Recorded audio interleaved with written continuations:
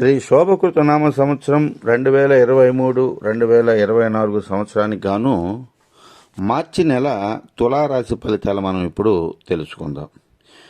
ఈ రాశి ఫలాలు తెలుసుకునే ముందు మా ఛానల్ మీరు ఇదే మొదటిసారిగా చూస్తున్నట్టయితే సబ్స్క్రైబ్ చేయండి, ఓ లైక్ కొట్టండి, ఓ కామెంట్ పెట్టండి. ఇక చిత్తా నక్షత్రం వారు చూసుకున్నట్టయితే 3-4 పాదాలు, స్వాతి నక్షత్రం వారు చూసుకున్నట్టయితే 1-2-3-4 పాదాలు, అలాగే విశాఖ నక్షత్రం చూసుకున్నట్లయితే 1-2-3 పాదాలు, వీళ్ళందరూ కూడా తులారాశి కిందకి వస్తారు. ఇక అలాగే వీరికి ఆదాయం 14, వ్యయం 11గా సూచిస్తుంది, రాజపూజ్యం 7, అవమానం 7గా సూచిస్తుంది. ఇక వీరికి ఈ మార్చి నెల ఫలితాలు చూసుకున్నట్టయితే పిల్లల పరీక్షల్లో రాణించేదానికి ఎక్కువగా అవకాశం ఉంది.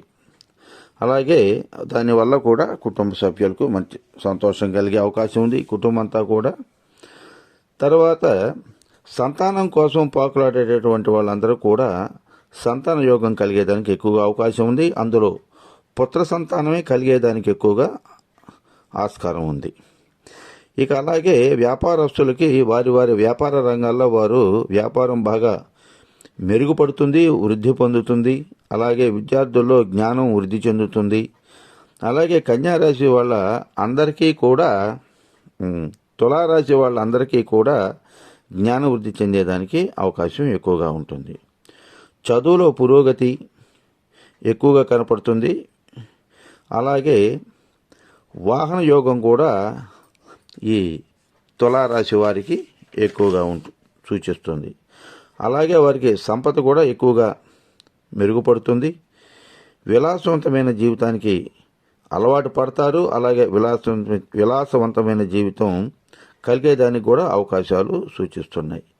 మీ ప్రయత్నాలకు అనుగుణంగా ఆదాయం కూడా తగినంతగా ఉంటుంది. అంటే విలాసానికి మీకు ఎటువంటి ఇబ్బంది ఉండదు, సంతాన యోగానికి ఇబ్బంది ఉండదు, వాహనము మరియు మీ వ్యాపారాలు మీరు రాణించేదానికి, అలాగే విద్యార్థుల విషయానికి వస్తే పరీక్షల్లో బాగా రాణిస్తారు. అదృష్ట సంఖ్య చూసుకున్నట్టయితే వీరికి 6గా ఉంది.